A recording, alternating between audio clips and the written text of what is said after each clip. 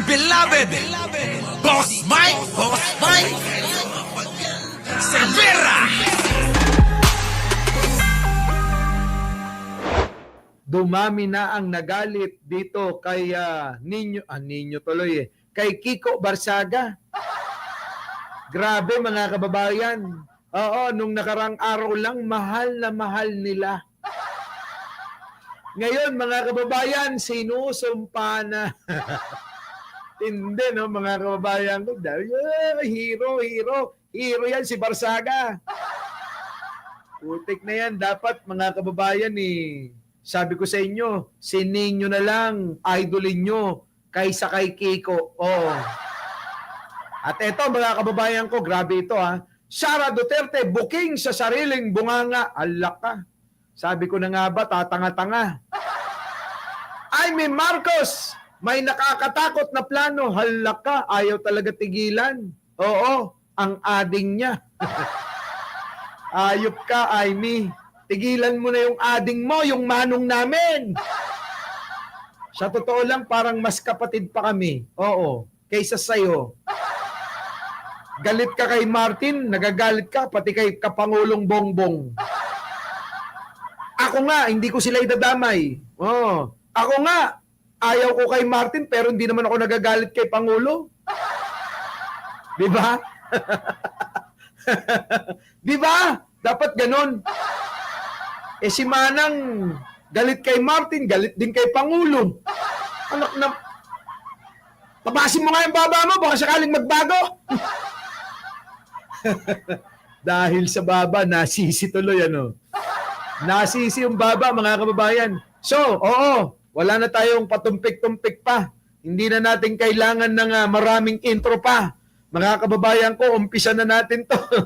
Alam nyo po ba, mga kababayan ko, nako, grabe, ang tindi. Oo. Bakit nga ba?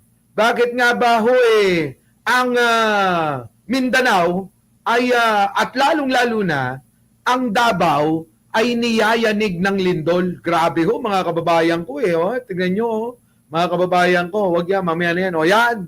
Kita nyo niyanig ng magkakasunod na lindol ang karagatang malapit sa Manay.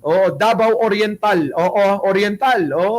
Umaga ng Miyerkules, kahapon mga kababayan, ngayon, Lunes, ngayon mga kababayan ko, sunod-sunod.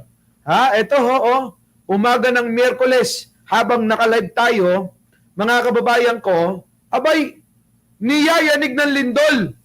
Ang Davao. Naramdaman ang mga ito sa mga sumusunod na oras. 1:23 ng umaga, magnitude, ano yan? Nawala, wait lang. Remove muna yan. Ito mga kababayan, 1:23 ng umaga, magnitude 4.9. Grabe. Mga kababayan, malakas na yan. 2, alas 2:17 ng umaga, kasunod yan, wala pang isang oras ang humigit, ang nakakaraan, magnitude 5.1. Grabe, mga kababayan ko. Sinundan uli, after ng isang minuto, 4.6 naman. Halak ka, grabe. Hoy! Sabi ni Brother Eli, kung saan talaga yung lindol, mga kababayan, doon daw yung kinagagalitan, kinaiinisan, kinamumuhian ng Diyos.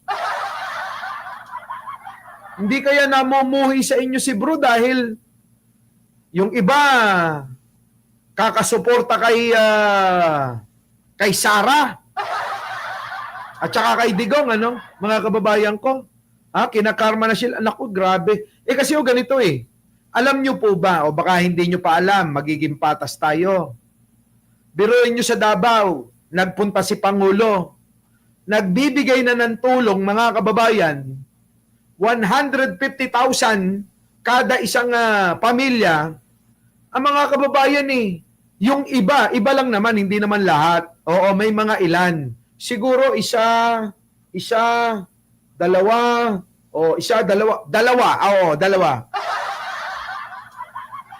Sumisigaw pa ng Sara. Sara! Sara! Gumaganon. Kita nyo, meron ng tao na dinala si bro para tulungan kayo, kinakampihan nyo pa rin ay demonyo! Di ba mga kababayan ko? Oh, kaya yan, kita nyo. Ano nangyari ang ganti ng langit sa inyo? Sunod-sunod na lindol, malalakas to mga kababayan ko. Hindi ho basta-basta mga kababayan. Bakit? Oh, 4.9, 5.1, 4.6, 4.4, 5.4. Malalakas ho na lindol ito. Niyanig silang mga kababayan, inuuga. Oo. Para bang gustong sabihin, ugain ko. Oo. Para maumpog yung mga ulo nyo at magkalaman. O baka tulog na yung mga utak nyo kaya hindi nyo naiintindihan. Ginigising na kayo ni bro sa inyong katangahan. Oh. Kailan ka naman nainggit sa mga tanga? Ikaw talaga, anino. Hindi ka dapat mainggit sa mga tanga. Di ba? Grabe, ang tindi mga kababayan, no? Niyanig ng magkakasunod na lindol. Ha? Ang karagatang malapit sa Manay, Davao Oriental. Oo, umaga ng Miyerkules. Ngayon, kaninang umaga, kaninang madaling araw, para pala tayong dinuduyan, ano? Oh, naramdaman ang mga ito sa mga sumusunod na oras. Ayan na nga ho, 1:23, 2:17, 2:18, 2:50, 3:26. Oo, mga kababayan. Tindi, no? Sa kasaysayan, ngayon ko lang nakaalam na ganito. Yung lindol nila, mga kababayan, daig pa, na tuloy-tuloy, mga kababayan, umabot ng halos 3 oras. No? Yung buong 3 oras, mga kababayan, inuuga sila. Oo, sabing gano'n, no? Madaling araw na madaling araw. Hey! Oo, gising ka pa, pero yung utak mo tulog pa. Diba? Sabing gano'n, no? Ulitin mo, Boss Mike, mukhang hindi naintindihan. Hoy, mga DDS! Oo, gising na gising ka pa, kaka-cellphone, kaka-troll, kakabas kay Mike Cervera. Pero yung utak mo, tulog na tulog pa. O, yun. Diba, mga kababayan? Ganun siguro. Oo. Kaya ganyan na nangyari, mga kababayan, Yan ang sitwasyon, mga kababayan, Dito ho, mga kababayan, sa nangyayari ho na, ito, balita, lindol, mga kababayan, grabe. Antindi ho niyan, kakaiba. Samantala, mga kababayan, ito naman ho si Sara, dahil po nauna ho mga kababayan ko, unawain yung maigi, mahalaga. Nauna po si Sara, nasabi mga kababayan, abay tinadtad na raw sila ng lindol. Kaya yung big one, yung the big one, kung inyong alam, yung the big one na pinag-uusapan, natatama raw, oo, sa may kung saan, sa lugar dyan sa may Marikina, mga kababayan ko, abay sabi ba naman ni Sara kung hindi ba naman tanga? Sabi ni Sara, mga kababayan, ibigay mo naman kay Bongbong. Sabi! Saan kayo nakita nyo, mga kababayan, no? Ang tindi ng utak ni Sara, no? Naisip pa niya yun? Yung ganon. Biruin ninyo, imbis na ipanalangin, magpasalamat, dahil, yung mga nakaligtas, nandiyan dyan, at yung mga nasawi, ay ipanalangin na lang, at ipanalangin na sana wag nang, tulad natin, pag nanalangin tayo, Lord, sana wag na lang matuloy, sana wag na lang magkaroon, sana pigilan mo. Si Sara, iba, mga kababayan. Alam nyo panalangin niya, ibigay daw kay Pangulong Bongbong yung pong the big one. Grabe, no? Antindi ni Sara. Panoorin nyo. Gana mo, pagkaman, nalinog na gid mo. Sa mga Bisaya dyan, pakitranslate na lang.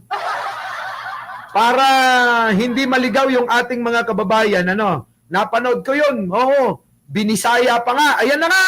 Ito na, Jojo. Bisaya, oh. Sa mga Bisaya nating mga kababayan, oo. Oh, paki-translate na lang. Naiintindihan ko, kaya lang hindi nga ako makapagsalita, no? Oh, sige, ito na. Nasunugan na mo, pagkaman nalinog na gid mo. Oh. Nag-jackpot na gid mo. Oh, kita nyo, nasunugan na tayo, nalindol pa tayo. Kita nyo, pinakyaw nyo. Oh, sabi ni Sarah, nasunugan na tayo, nalindol pa tayo, pinakyaw na natin, ano? Oh, yan tinatranslate ko lang. Kapag mali po, pakitama na lang talay. Inyohan na tanan. Kita nyo yung mukha mga kababayan, tuwan-tuwa pa. Ganyan yung gusto nila. Kaya kayo hindi tinatantanan ng lindol. Kita nyo, yung inyong yung inyong idol, imbis na malungkot, natutuwa pa. Para bang sinasabi niya, sige, lumindol ka pa para may marami kaming kwarta. Paano yung Boss Mike? Paano magkakaroon ng maraming kwarta? Lumindol na nga. Ang mga politiko nagkakakwarta kapag may nasisirang kalsada. Tandaan nyo yan. Ang mga politiko nagkakakwarta kapag may nasirang eskwelahan. Isama nyo na yung ospital. Mga tulay. Pati flood control, kikita na naman sila. Sino ba ang congressman? Diyan sa may Davao. Di ba puro mga Duterte? Puro mga Duterte. Di marami na naman silang pagkakakitaan. Sabi ko sa inyo ibang klase. Yung tuwan nito mga kababayan, mahal lang ang sarili. Yan. Tuloy. Atagpod kay BBM ang uban. Kita nyo? Tuwang-tuwa sila mga kababayan ko. Tuwang-tuwa. Ayan ang tinamo nyo. Nilindol kayo ng tuloy-tuloy. Kita nyo? Shoot lang. Pero, ano daw? Ang bastos? Sara, ang bastos-bastos mo naman. Ano yun? Ang pangit pakinggan. Kadyot daw, kadyot. Kadyot. Hindi, sandali lang daw yun. Sabi, sandali lang. Mga kababayan ko, kita nyo? Kita nyo, Yan ang sinasabi ko sa inyo. Imbis na ipanalangin ang lahat ng mga Pilipino, ninanais pa ni Sara na may mapahamak. Tapos ang gusto pa niyang mapahamak ay ang Pangulo. Saan naman kayo nakakita ng matinong taong ganon? Di ba mga DDS? Bakit ba napapansin namin? Lahat kayo parang mga may tama sa isip. Di ba? Yan po. Yan po si Sara mga kababayan ko. Our beloved Boss Mike!